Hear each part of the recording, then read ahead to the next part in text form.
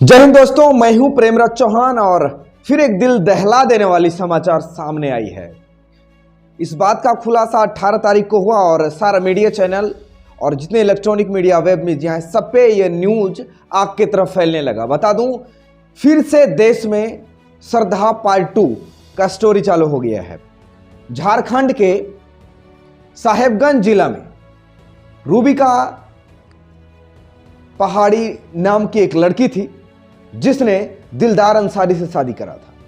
बोलते हैं उन दोनों में मोहब्बत थी। घर वालों का भी कहना है कि दोनों ने आपस में राजी से शादी करा था, लेकिन जो दिलदार अंसारी है पहले से ही उसकी एक वाइफ थी। लड़की यह बात जान रही थी, फिर भी उसने दिलदार अंसारी से शादी करी। इसलिए मैं ये बात कहना चाहता हूं, ये खुद खुशी थी या मौत थी, क्योंकि श्रद्धा से भी बेदर्दी तरीके से दिलदार अंसारी के परिवार वालों ने मिलकर और दिलदार अंसारी ने मिलकर इस लड़की के 50 टुकड़ों से ज्यादा किए हैं। बेरहमी की वो सारी हदें पार करते हुए दिलदार अंसारी के पूरे परिवार वालों ने मिलकर किस तरह रूबिका पहाड़न की कत्ल को अंजाम दिया और उसके बॉडी पार्ट्स को अलग अलग जगह फेंक दिया, जहां उसके बॉडी पार्ट्स को कुत्ते तक नोच के खाते थे। पुलिस को खबर मिलते ही सारा मामले सामने आ गया और अभी तक लगभग 12 से 14 पार्ट्स उसके बॉडी के मिल चुके हैं और कहीं ना कहीं अभी भी खोज जारी है, लेकिन सर का पता अभी तक नहीं चला है। रूबिका के परिवार वालों ने कहा कि एक दिन पहले ही रूबिका के घर से उसके पति दिलदार अंसारी ने कॉल किया और यह कहा कि रूबिका यहां नहीं है, कहीं भाग गई है। लेकिन उनका ये इस हादसा से बचने का उपाय था। लेकिन कहीं ना कहीं आज जो पूरे देश में चल रहा है, जो रूबिका कट रही है, जो श्रद्धा कट रही है, जो नीलम देवी कट रही है, ना जाने इतने कई महिलाओं कट रहे हैं, इसके पीछे जिम्मेवार कौन है? प्यार के जाल में फंसा लेना दिलदार अंसारी और आफताब जैसे आतंकवादी मैं कहूं या नक्सलवादी कहूं या एक ऐसे अपराधी जो दरिंदगी के साथ कसाई के तरह, जिस तरह भेड़ बकरियों को काटा जाता है उस तरह इन लड़कियों के बॉडी पार्ट्स को काटा जाता है। आफताब ने भी एक दरिंदगी का हद पार किया था, उसी तरह इस नजराना को अंजाम देते हुए दिलदार अंसारी ने भी ऐसे अंजाम को दिया है, जिससे लोहे के सरिया को जिस कटर से काटा जाता है उसी कटर से दिलदार अंसारी ने रूबिका के बॉडी के पार्ट्स को काटे हैं। किस पे इल्जाम दूं? रूबिका पे इल्जाम दूं कि ऐसे लड़कों से आजकल की लड़कियां प्यार मोहब्बत करती हैं और माँ बाप को नाकार कर ऐसे लोगों के साथ चली जाती हैं जो दरिंदगी के हद पार कर देते हैं। अगर उनको आतंकवाद भी कहा जाए तो उससे कम है। लेकिन एक बात यह भी कहना चाहूंगा कि आज भारत देश का कानून प्रणाली इतना लूला हो चुका है कि ऐसे अपराधी दिन व दिन बढ़ते जा रहे हैं, लेकिन भारतीय कानून व्यवस्था उनको कोई सजा नहीं देती है। हालांकि सजा नहीं, उन पे छानबीन ही बस करके और केस का मामला कहां चला जाता है किसी को नहीं पता है। उसका अंजाम यह होता है कि आज एक और रूबिका आई है, कल कोई और रूबिका आएगी, क्योंकि श्रद्धा के बाद नीलम देवी के भी कई टुकड़े किए गए थे और नीलम देवी के बाद फिर से रूबिका के कई टुकड़े किए गए हैं। आने वाले समय में ना जाने कई लड़कियों को फिर रूबिका बनना पड़ेगा। लेकिन एक बात यह भी है कि रूबिका बनने का सबसे बड़ा जिम्मेदारी खुद लड़कियों का ही होता है।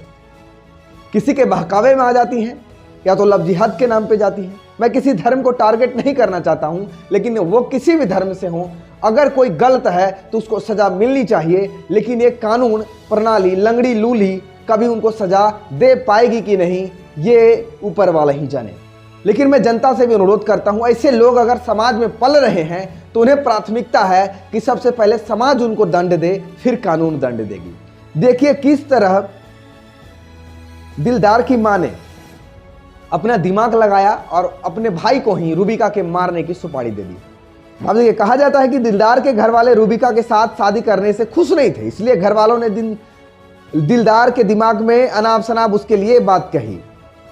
और देखिए, कर शरीर के कटे अंग कुत्ते घसीट रहे थे। मीडिया रिपोर्ट के अनुसार महिला का छत विक्षत शव शनिवार की शाम 6 बजे बोरिया थाना क्षेत्र के संथाली मोमिन टोला स्थित एक आंगनबाड़ी केंद्र के पीछे 12 टुकड़ों में बरामद किया गया। बताया गया कि शरीर के कटे अंग को कुत्ते घसीट रहे थे। तब जाकर मामले का खुलासा हुआ और पुलिस को सूचना दी गई। फिर पुलिस की टीम आई और जांच आगे बढ़ा। दिलदार की मां का कहना है, घटना की जानकारी मिलने के बाद पुलिस ने मृतक के पति दिलदार अंसारी, ससुर मुस्तकीम अंसारी, सास मरियम खातून, दिलदार की पहली पत्नी गुलेरा, दिलदार के भाई महताब व आमिर की बहन सरेजा खातून को हिरासत में लेकर पूछताछ कर रही है। और कहा यह भी जा रहा है कि जो दिलदार की मां थी उसने अपने भाई यानी दिलदार के मामा को रूबिका के मारने की सुपारी दी थी, जिसका नाम मोइनुल हक है। उसे 20,000 की सुपारी दी थी उसकी मां।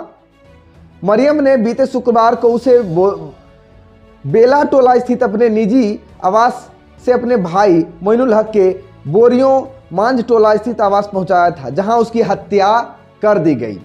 अभी तक मामला का पूरा खुलासा नहीं हुआ कि किन किन लोगों ने इन दरिंदगी को अंजाम दिया है, लेकिन उन लड़कियों की भी गलती है जो आंख मूंद कर आफताब जैसे, शकील जैसे और दिलदार जैसे लड़कों पर यकीन करती हैं और उनके झांसे में आकर उनसे प्यार मोहब्बत कर शादी करती हैं।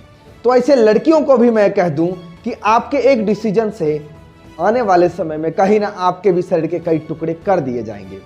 जिस माँ बाप ने बचपन से उनके हर एक ख्वाहिश पूरी करी, उनके लिए कई सपने सजोए, एक क्षण में वैसी लड़कियां अपने माँ बाप के सारे सपने को तोड़कर किसी ऐसे दिलदार अंसारी आफताब आलम के साथ भाग जाती है और इसका सजा यह होता है कि कुछ महीनों बाद कई टुकड़ों में उनका सब कुत्ते घसीटते हुए ले जाते हैं। उसके बाद पता चलता है। देश में ही गहमा-गहमी है और इससे ज्यादा कुछ नहीं कहना है। आप लोग राय दें, आखिर दिलदार अंसारी और आफताब जैसे लोग जो दरिंदगी की हर हद पार कर देते हैं, उनके साथ क्या होना चाहिए कमेंट बॉक्स में जरूर लिखें। और मैं कानून व्यवस्था से यह गुजारिश करता हूं, ऐसे लोगों को दिन दहाड़े चौक पे लाकर हजारों लोगों के सामने जिंदा चीर देना चाहिए या गोलियों से उनके शरीर को छन्नी कर देना चाहिए, ताकि दिलदार और आफताब जैसे अपराधी कभी समाज में दोबारा पैदा ना लें। मैं हूं प्रेमराज चौहान और आप देख रहे हैं देश तक न्यूज। जय हिंद, जय भारत।